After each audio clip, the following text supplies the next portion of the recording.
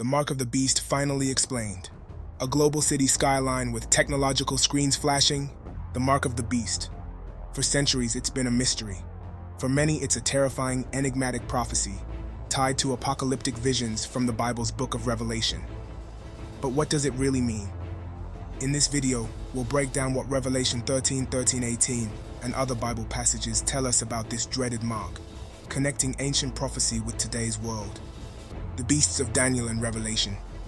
To understand the mark of the beast, we need to first look at the beast itself. Revelation 13 describes a powerful beast rising out of the sea with the authority to control the world. But this beast isn't a new concept. Its roots stretch back to the book of Daniel, where we see the prophecy of four beasts. The fourth beast, Daniel 7:7-8, is described as terrifying and powerful. This beast represents Rome, which through its empire dominated the known world for centuries. But why the connection with the mark? Because, just like in Daniel's prophecy, the empire we're dealing with isn't merely a human ruler.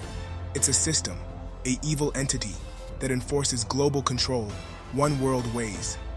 And where does this fourth beast fit in Revelation? The mark is part of this system, which is still at work in our world today. Revelation 17:11, and the beast that was, and is not, even he is the eighth, and is of the seven, and goeth into perdition.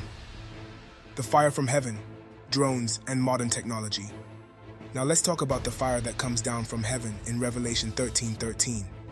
It says the beast does great wonders, causing fire to fall from the sky to the earth. But this isn't a myth. This could be a reference to modern warfare. What do we see today? Bombs falling from the sky.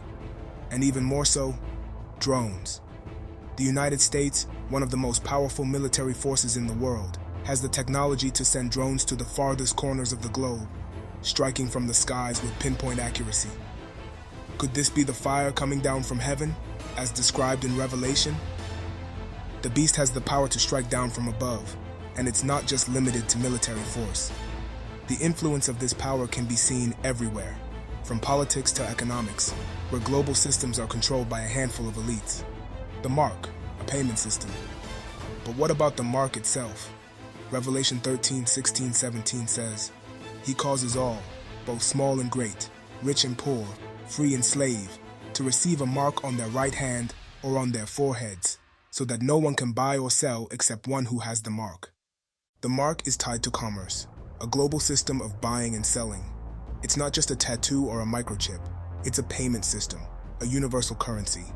That can become a microchip, tattoo, or some technology is your body. Transhumanism.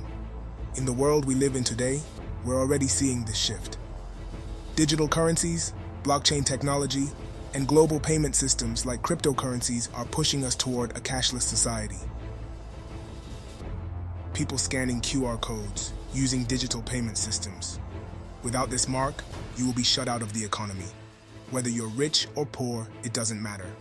This mark will be required to participate in the global market. 66666 is the anatomy of a man. Let's address the infamous number, 666. Revelation 13:18 says, "This calls for wisdom.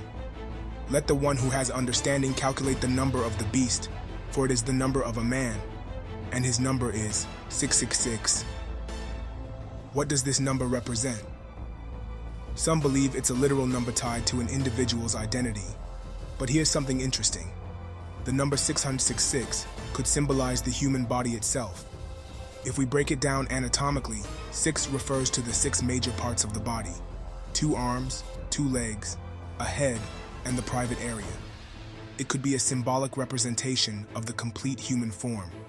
The beast is the embodiment of human systems, human power, human control, and the technological transformation of humans and machines, hence the uptick of virtual reality. The unforgivable sin, do not take the mark. But there's a warning, a serious one. Revelation 14:9-11 makes it clear that taking the mark is unforgivable. It says, "If anyone worships the beast and its image, and receives a mark on their forehead or on their hand, they too will drink the wine of God's fury, which has been poured full strength into the cup of his wrath." This may be terrifying, but under no circumstances, whether for food, shelter, or for your family, should you take the mark. It is a deliberate act of worshiping the beast, and it will lead to eternal punishment, forever. But there's hope. Revelation 14:12-13 reminds us that for those who endure, who stay faithful to God, their salvation is secure. The saints who do not take the mark will be saved by Christ. Even in the darkest times, Christ promises to save us. He is our refuge, our strength, and our eternal hope. Conclusion: the mark of the beast is not just a symbol of some distant future. It's a reality we're already moving toward. But as believers, we have a choice. Do not accept the mark. Stay faithful to God and trust in His promise of salvation. This is the mark of the beast, finally explained. Be sure to store food, fast, pray, and prepare yourself to fight against the temptation of the mark. This story was brought to you by Revelation chapter 13 and 14. We hope this inspired you spiritually, and remember to seek God. Stay tuned for more content. Please like, subscribe, and comment for any other stories you would like to see.